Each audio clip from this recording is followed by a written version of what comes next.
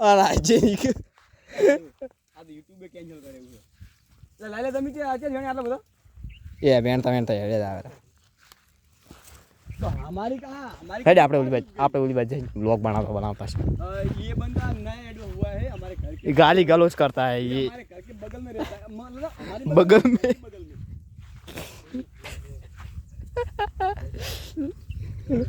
ए भाई वो गाली दे रहा है दादा हमारा आई थी हमारा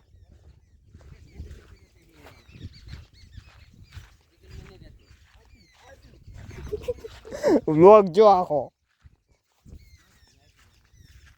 नाइट वेयर नहीं कोई जो आती छोड़ियो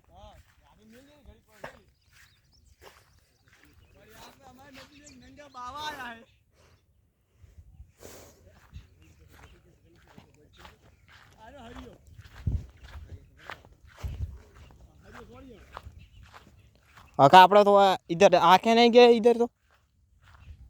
ये सब हमने वेन लिया है हाँ ना अब कारे लिए क्या है घंटी हो चुकी है उम्र हो चुकी है अब कारेला नहीं देती है उम्र हो चुकी तो कारेला नहीं देती